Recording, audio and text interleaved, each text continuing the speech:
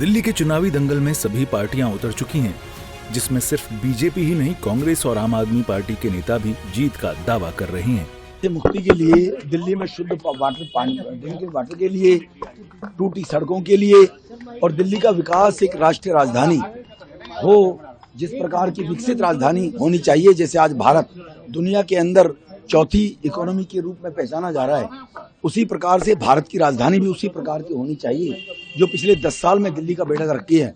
मोदी साहब चाहते हैं जैसे देश में विकास हो रहा है, ऐसी दिल्ली का भी विकास। ये जो दिल्ली का चुनाव है, ये एक आम चुनाव नहीं है, ये धर्म युद्ध है, ये अच्छाई और बुराई की लड़ाई है, ये काम और गुंडागर्दी की लड़ाई है।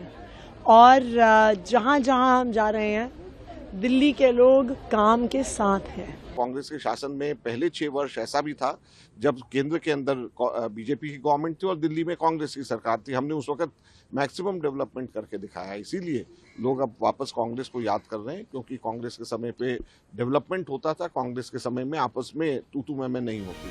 केंद्रीय मंत्री हर्ष मल्होत्रा, हरदीप सिंह पुरी और डॉक्टर एस जयशंकर ने भी अपना बहुमूल्य मतदान किया और कहा कि इस बार दिल्ली की जनता बदलाव चाहती है, जिससे आने वाली 8 तारीख को बीजेपी की सरकार बनेगी। और इस बार का मतदान दिल्ली के विकास के लिए, इस बार का मतदान दिल्ली में करप्शन फ्री गवर्नेंस के लिए, इस बार का मतदान दिल्ली के अंदर भ्रष्टाचार मुक्त सरकार बनाने के लिए, जो सरकार झगड़े ना करे और गुड गवर्नेंस करे, केंद्र की सरकार के साथ मिलकर के दिल्ली के विकास के लिए काम करे, ना कि अपने भ्रष्टाचार के लिए काम करे। देखिए, मेरी पैदाइश दिल्ली में हुई थी और उस समय दिल्ली की जनसंख्या, ठीक है, कुछ समय ये ऑटोनोमस डेमोग्राफिक चेंजेस होती हैं, बट जो हमने देश के लिए मोदी जी ने किया, वो इन्होंने दिल्ली में योजनाओं को लागू ही नहीं होने दिया। ठीक है, जैसे प्रधानमंत्री आवास योजना है, आयुष्मान भारत है। तो मुझे पूरा विश्वास है इस बार जब 8 तारीख को नतीजे आएंगे, उसके बाद भाजपा यहाँ का दायित्व संभालेगी। I've been an early voter, a Delhi voter, and I think the public is in a mood for change. I've been an early voter, a Delhi voter, and I think the public is in a mood for change. BJP सांसद रामवीर सिंह बिधूड़ी और आम आदमी party के नेता सोमनाथ भारती ने भी अपना मतदान किया और अपनी अपनी पार्टी की जीत का दावा किया। लोगों का ये भी कहना है कि दिल्ली में थोड़ी सी बरसात होती है तो पूरी दिल्ली डूब जाती है, तो लोग अब ऐसी सरकार से छुटकारा चाहते हैं और 25 साल के बाद दिल्ली में भारतीय जनता पार्टी की सरकार बनाना चाहते हैं। मुझे ऐसा लगता है कि 50 से ज़्यादा सीटें इस चुनाव में भारतीय जनता पार्टी जीतने जा रही है। जनता ने मतदान किया है उपलब्धता की राजनीति को, जनता ने मतदान किया है समर्पण की राजनीति को, जनता ने मतदान किया है ईमानदारी की राजनीति को। जनता चाहती है कि जो 24 घंटे उपलब्ध व्यक्ति हो, उसको मतदान करना चाहती है।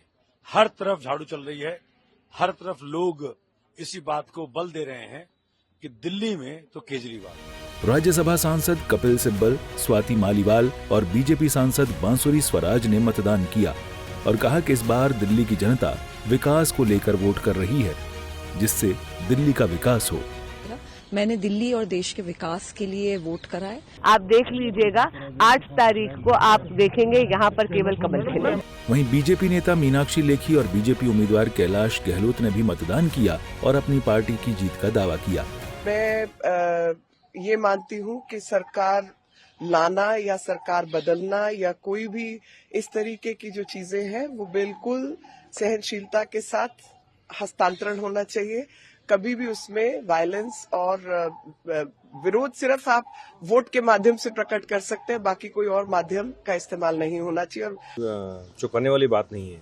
मैंने तो बार बार कहा है कि जो उनके प्रिंसिपल्स थे, जो उनके एथिक्स थे, वहाँ से कहीं ना कहीं आम आदमी पार्टी व उसके वरिष्ठ नेता और अन्य जो नेता या मंत्री या सीएम जो हैं वो भटक चुके हैं। उनके लिए बस किसी न किसी तरीके से सत्ता जो है वो प्राप्त करने का उनका उद्देश्य है। गौरतलब है कि 8 फरवरी को दिल्ली चुनाव के परिणाम आने हैं। इससे पहले ही तमाम पार्टियां अपनी अपनी जीत का दावा कर रही हैं। अब देखना यह है कि दिल्ली की जनता किसके हाथों में सत्ता की चाबी सौंपती है। ब्यूरो रिपोर्ट, सूर्य समाचार।